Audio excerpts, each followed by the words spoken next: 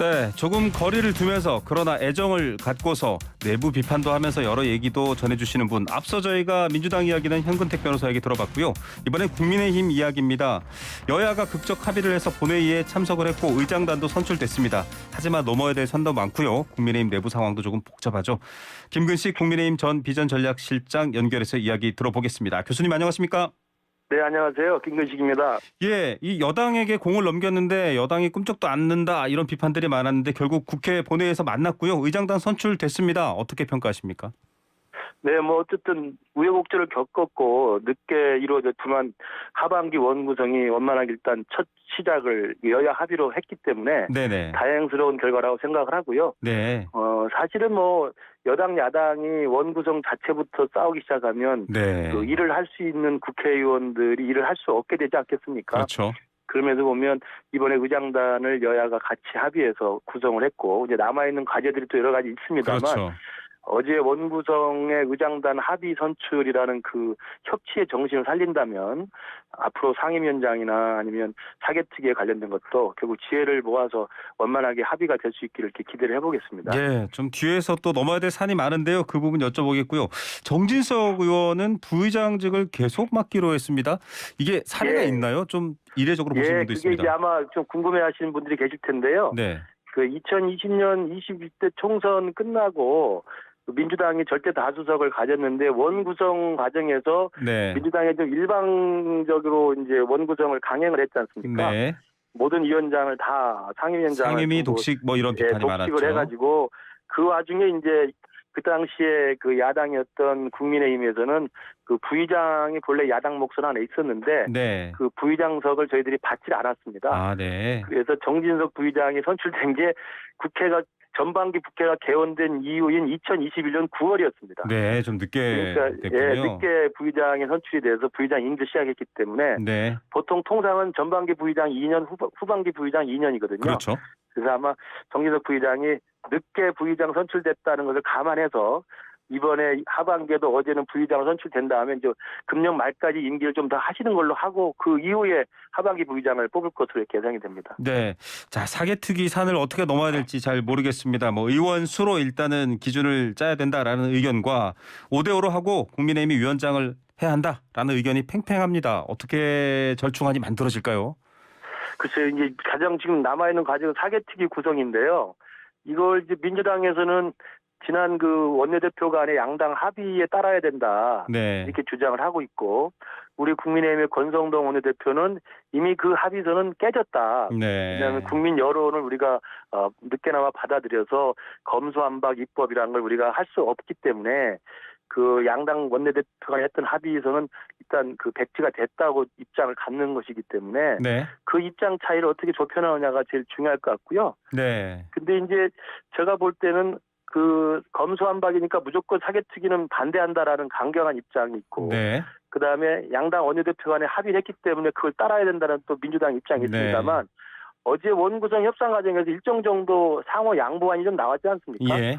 그러니까 사개특위를 구성한다는데 그 국민의힘의 권성동 원내대표 일단 동의를 했으니까 네, 그렇죠. 5대5로 하든 위원장을 달라 이런 이야기가 나오는 거 아니겠습니까? 네네. 예전에는 아예 사개특위 자체를 원천으로 무효시키는 거였는데 네.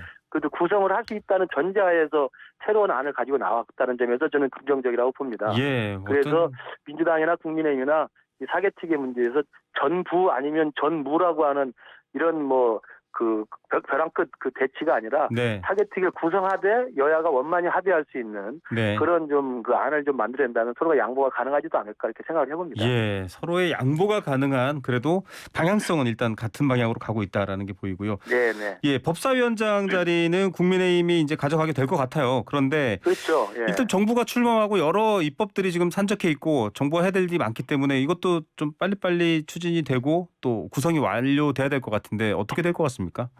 그러니까 이 부분도 저는 이제 그 상임위원장 배분 문제는 일단 합의해서 11대 7로 이제 배분이 되어 있고 네. 그 11석의 위원장과 7석의 위원장은 이제 배분이 될 건데요. 네. 그중에 이제 법사위원장을 그동안에 계속 그 신경전을 벌이다가 민주당에서 이제 애초 합의대로 네. 국민의힘한테 주기로 했기 때문에 그 상임위원장, 법사위원장을 포함한 상임위원장 배분은 큰 문제가 없을 것 같습니다. 네. 다만 이게 이제 사개특위 구성과 이걸 연계시킬 경우에는 좀 네. 복잡해지는데요. 저는 그래서 제 개인적으로는 그 민주당 박범근 대표께 제가 좀 그 제안을 드린다면 네. 일단 어제 원구성을 할 때 의장단 구성을 먼저 했듯이 네. 상임위원장 구성은 11대7 그리고 법사위원장을 우리 국민의힘이 주기로 했기 때문에 네네. 복을 먼저 하고 네. 그다음에 사개특위에 대한 또 논의를 또 하는 것이 좀 낫지 않겠느냐. 네. 이걸 상임위원장 배분의 문제를 사개특위 구성과 같이 연결해서는 연동시켜서 해버리면 굉장히 안 문제가 풀린다. 복잡할 수가 있습니다. 그래서 예. 좀 이걸 좀 순서에 따라서 나눠가지고 해결 가능하고 합의 가능한 거 먼저 하고 네. 그다음 합의가 안 되는 건 좀 더 추후에 더 머리를 맞대고 논의를 하는 방식으로 그렇게 좀 그 합의 어떤 지혜를 짜야 되지 않나 생각을 해봅니다. 네, 한 매듭씩 풀어야 한다 이렇게 네네. 안을 좀 주셨고요. 자, 인사 뭐 문재인 정부에서도 인사 가지고 굉장히 많은 논란, 공격 또 뭐 여론 그랬는데 지금 정부 출범하고 얼마 안 됐는데 인사 가지고 좀 또 여러 어려운 소리가 있습니다. 보건복지부 장관은 계속 공석입니다. 김승희 네. 후보자 사퇴 어떻게 보세요?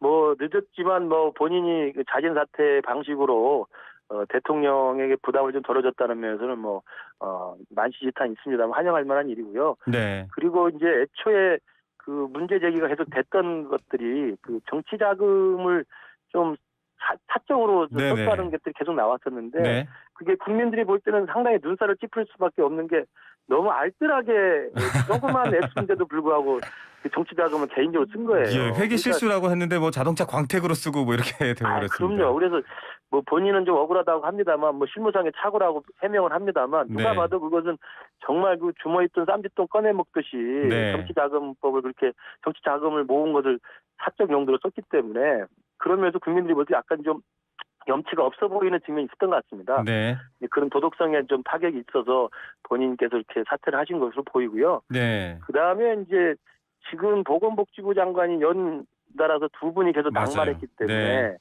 이제 윤 대통령이 이제 마지막 그 보건복지부 장관 새로 임명을 하셔야 되는데 네, 네, 저는 이번에는 조금 더 검증의 좀 절차와 검증의 그 기준을 좀 높여서 네. 이번에는 국민들이 좀 납득할 만한 그런 훌륭한 분으로 좀 새로 지명을 해주길 예. 기대해 봅니다. 네. 자, 이게 또 사실은 지금 대통령을 향한 여론조사나 이런 부분들도 위태로운 상황인데 박순애 교육부 장관은 음주운전 전력이 논란이 됐습니다. 특히 교육부 장관이셔서 조금 더 관심을 그 부분에서 많이 받고 있는데 예. 임명 제가 하시고요.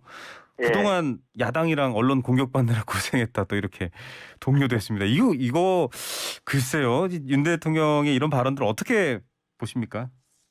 글쎄요, 뭐 아침마다 우리 대통령께서 이른바 이제 약식 기자회견을 하면서 네. 국민들의 궁금한 점을 직접 소통을 해주기 때문에 굉장히 보기 좋은 새로운 대통령의 모습인 것은 굉장히 긍정적입니다. 네네. 그런데 이제 그 기자들 질문에 답변하는 과정에서 워낙 이제 윤 대통령이 소탈하고 네. 그다음에 격이 없고 꾸밈이 없는 분이라서 네. 발언들이 좀 정제되지 않은 채로 나오는 경우도 좀 있는데요. 네. 저는 어제 그 원 구성하면서 이제 의장단을 합의 선출했는데 네네. 그날 이제 공교롭게도 그렇죠. 그 박순애 장관을 그 임명 강행을 한 것이어서 예. 뭐 그런 의도를 가지고 한 건 아닙니다. 왜냐하면 그동안 뭐 수십 일 동안 원 구성이 지체됐기 때문에 네네. 대통령선은 더 이상 미룰 수가 없어서 그 인사청문 보고서 재송부까지 요청이 다 기한이 지난 것이어서 네. 충분히 임명할 수밖에 없는 상황이었다는 걸 이해는 합니다만 날짜가 좀 공교롭게 이렇게 됐다는 점에서 야당이 조금 화가 났을 수 있다고 봅니다. 청문회 그리고 또 패싱이냐 하나는- 막 이렇게 그렇죠, 따지시더라고요. 근데 이제 또 하나는 그 박순애 장관에 대한 이제 인사청문회를 거치지 않았기 때문에 네네. 실제로 이제 국민적인 차원에서 인사의 어떤 정당성이나 자질이나 능력이 있는지를 검증할 기회가 없지 않았습니까? 그렇죠. 이제 그런 면에서 좀 아쉬운 면이 있습니다. 있지만 박순애 장관이 어차피 이제 임명이 된 이상 윤석열 정부의 초대 교육부 장관으로서 자기 능력과 자기 전문성을 살려서 일을 잘 해주고 결국은 이제 그렇게 우여곡절 끝에 임명이 됐기 때문에 향후에 장관으로서의 능력과 일로서 성과로서 그래야죠. 국민들에게 네. 입증을 해야 한다고 생각을 하고요. 맞습니다. 그 음주운전 이야기는 그 제가 볼 때는 뭐 불편한 이야기고 안 좋은 내용이긴 합니다만 굉장히 오래전 사건으로 제가 알고 있습니다. 네, 2001년도죠. 네. 예, 그래서 오래된 사건이기 때문에 저희 당에서도 이번에 그 지방선거 때 공천 기준 중에 하나가 뭐냐면 음주운전이 하도 많기 때문에 음주운전은 15년 이전 것은 사실은 불문에 붙이기로 저희들 내부에 네. 누를 적은 적이 있습니다. 그런 것들을 좀 감안해서 좀 봐주시고 앞으로 예. 박순애 장관이 잘 할 것을 그대 성과로서 국민들한테 보답해 주길 바랍니다. 그 앞서 여쭤봤는데요. 임명장 수여식에서 대통령이 이제 임명 늦어져서 또 언론의 야당의 공격을 받느라 고생했다. 이게 대통령께서 직접 이 발언하시는 건 사실 굉장히 또 많은 분들이 관심을 갖게 되거든요. 어떻게 좀 해석을 네네네. 해명을 할 수 있을까요? 그러니까 그것도 뭐 제가 굳이 해명을 그렇죠. 드리기는 네네 조금 맞습니다만. 궁색해 보이고요. 그것뿐만 아니라 오늘 또 아침에 대통령께서 그 지난 정권 때 훌륭한 사람이 하나라도 있느냐 그렇죠. 전 이런 정권 이렇게 말씀을 훌륭한 사람 봤어요라고 이 얘기하셨습니다. 말씀을 하셨는데 물론 이제 본인이 임명한 장관 후보자들이 다 베스트 오브 베스트고 네. 능력과 전문성이 검증된 분이라는 자신감이 있으니까 그런 말씀을 하셨겠지만 그러면 아무튼 제가 최대한 능력과 그다음에 최대한 그 검증된 인사로서 적재적소에 인사를 잘하고 있습니다라고 좀 이해해 주십시오라고 말씀하는 게 나은데 이걸 전 정권에는 이렇게 훌륭한 사람이 없다라고 전 정권 비난으로 하면 대남 분란을 좀 일으킬 소지가 있었던 발언인 것 같고요. 예. 금방 말씀하신 박순애 장관에 대해서도 그동안 고생 많았다는 이야기를 하면 인사청문회도 하지 못한 야당 입장에서는 야당을 한 번 더 그렇죠. 골지르는 발언일 수 있거든요. 네. 그래서 우리 윤석열 대통령께서 정말 아까 말씀드린 대로 그 소탈하게 격의 없이 기자들과의 문답에 소통하는 모습 아주 보기 좋은데 조금 더 정무적인 고려 그리고 네. 조금 더 야당과 국민들의 눈높이와 감정까지를 받아 안을 수 있는 보듬을 수 있는 그런 좀 정제된 발언들로 좀 더 노력을 해주시기를 좀 부탁을 드려봅니다. 네, 뭐 여러 인사에 대해서는 저희가 또 기회 되면 한 번 더 여쭤보겠습니다. 당내 현안도 좀 여쭤볼 텐데요. 이준석 대표를 놓고 지금 굉장히 여러 뉴스 또 불안한 느낌도 많이 오고 가는데 대표적으로는 배현진 최고위원과 두 분이 좀 갈등하는 모양새고 당장 모레 이제 그 성상납 무마를 위한 증거인멸교사 의혹 품위 위반 예. 이제 윤리위 열리지 않습니까? 네. 이게 어떻게 될까요? 열고 아무 일 없다라고 해도 이상할 것 같고요. 또 뭘 징계하기도 지금 굉장히 여파가 클 것 같고 궁금해하시는 분들이 많습니다. 글쎄 말입니다. 이게 우리 당으로서는 정말 좀 민망하고 국민들께 죄송한 상황이고요. 지금 이렇게까지 지금 사태가 악화돼 가지고 7일 날 윤리위에서 어떤 결정이 나도 후폭풍이 있을 것 같습니다. 네. 그러니까 예컨대 7일 날 결정이 나서 뭐 일정한 징계 수위가 결정이 돼서 당대표에게 치명적인 어떤 그 후폭풍이 분다고 한다면 또 이준석 당대표가 또 가만히 있을 리가 없거든요. 네. 그러면 그 징계로 결정이 나도 당내 그 분란과 갈등은 더 커질 것 같고요. 네. 또 그렇다고 지금까지 그 윤리위원회에서 이 제소된 사건을 올려놓고 당사자와 관계자의 소명까지 들어서 어떤 결정을 다 조사를 했는데 아무 문제 없다라고 또 해명을 해줘도 그러려면 왜 여기까지 왔느냐라는 그렇죠. 또 불만이 생길 수가 있습니다. 네. 그래서 저는 지금에 와서는 참 돌이키기 힘든 지경까지 왔습니다만 윤리위원회가 어떤 결정을 내리든 당내 분란이 말끔 해결되지는 어려울 것 같다는 좀 안타까움이 있고요. 네. 그럼에도 불구하고 저 개인적으로는 네네. 우리 당내에서 이준석 대표의 그 신중치 못한 언행이나 네. 그다음에 이준석 대표가 좀 당대표에서 조금 더 좀 점잖았으면 좋겠다 이런 것들 많이 불만을 가지신 분들이 많이 네. 있습니다. 그러면 저는 이준석 대표도 그런 그 당내 불만과 어떤 그 문제 제기에 대해서 조금 더 유연하게 겸허하게 좀 받아들이는 자세가 필요하고요. 그다음에 윤리위원회에도 제가 좀 말씀을 부탁을 드리면 네. 사실 사건 문제가 이게 서로 양자 간에 서로 완전히 다른 진술을 지금 부인하고 있지 않습니까? 네. 한쪽에서는 제공했다, 한쪽에서는 전혀 사실 무근이다 이야기를 하고 있기 맞습니다. 때문에 네. 그리고 이 사건이 지금 수사 중인 사안이라서 결론 자체가 나지 않은 사안이기 때문에 네. 명백한 증거나 어떤 동일한 진술이 있지 않는 한은 이 부분에 대한 명확한 팩트를 확인해서 그 납득할 만한 판결을 내기가 쉽지가 않거든요. 네. 그런 면에서 윤리위도 이 부분에 대해서는 좀 이제 당내 분란의 그 원인을 제공한 이 징계건이기 때문에 하루빨리 윤리 차원에서 정무적으로 좀 잘 판단을 해서 마무리했으면 좋겠다는 생각이 들고요. 통상적으로 말씀드리면 민주당이나 우리 당이나 공천 배제 관련된 기준에서 보면 그 후보자가 기소가 된 경우에는 일단 배제할 수가 있습니다. 네. 기소가 되면은 네. 왜냐하면 검찰이 혐의가 있는 것으로 보고 기소를 하는 거기 때문에 그렇죠. 네. 그래서 기소를 기준으로 해서 공천 배제 기준을 여당 야당 다 공이 갖고 있는 걸로 봐서는 윤리위원회에서도 좀 조금 더 이 부분을 정무적으로 판단해서 빨리 좀 마무리를 줘야 되지 않나 이런 생각을 해봅니다. 예, 시간을 더 끄는 게 오히려 분란을 더 키울 수도 있고 그렇죠. 빨리 예. 마무리해야 된다라는 말씀이셨고요.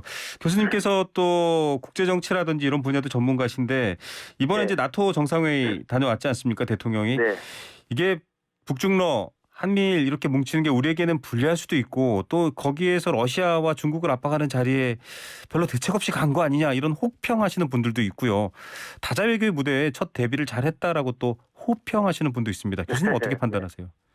저는 우리 한반도가 지정학적으로 중국, 러시아 또 미국, 일본 이런 열강들에 쌓여서 사실은 그동안 김대중 정부, 노무현 정부, 문재인 정부까지는 모든 주변 국가랑 잘 지내야 되는 어떤 숙명적인 균형자론이 이런 의미가 있었다고 봅니다. 네, 균형자론. 그러니까 한중 관계도 중요했고 한미 관계도 중요하다 이렇게 할 수 있는데 네. 그게 지금에 와서는 오바마 정부 이후에 특히 국제 정치 질서가 바뀌고 동북아의 지금 신냉전 구도가 고착이 되면서는 과거의 그런 균형자론에 매몰되는 상황이 좀 불가능하게 됐습니다. 네. 그러니까 중국과도 한중 협력 관계를 하고 미국과도 한미 동맹을 하고 두 마리 토끼를 다 잡을 수 있는 상황은 그때 일이고 네. 지금은 이제 과거와 다른 신냉전이라고 이야기되고 그다음에 보호무역주의가 더 득세하고 그리고 이 자유주의 또 서방 사회의 어떤 자유와 인권의 국제적 규범과 권위주의 체제의 저런 무도한 어떤 우크라이나 침공 같은 상태를 보고 그다음에 중국의 홍콩에 대한 탄압이라든가 이를 보면 이제는 권위주의와 자유주의 사이에 이런 구도가 고착이 되어 있기 때문에 이제는 동북아 질서에서 우리 대한민국 정부가 과거처럼 균형자론에 머물러 있기는 쉽지 않다. 그래서 그런 현실을 우리가 좀 인식을 해야 되고요. 그런 맥락에서 저는 이번에 윤석열 정부가 나토 정상회의에 참석한 것은 과거의 균형자론에서 벗어나서 변화된 동북아 질서에 적응하는 네. 우리로서는 전략적 선택을 준비할 수밖에 없는 그런 저는 고민의 시작이라고 저는 긍정적으로 평가를 하고 싶습니다. 네, 균형자론의 입장에서 좀 벗어나서 다른 전략적 선택을 해야 될 상황에 따른 것이었다. 또 네네. 앞으로 향후에 외교 일정들이 있기 때문에 저희가 또 수시로 관련 이슈로도 한번 모셔서 얘기 들어보겠습니다. 오늘 말씀 네네. 여기까지 듣겠습니다. 감사합니다. 네, 감사합니다. 네, 김근식 국민의힘 전 비전전략실장이었습니다.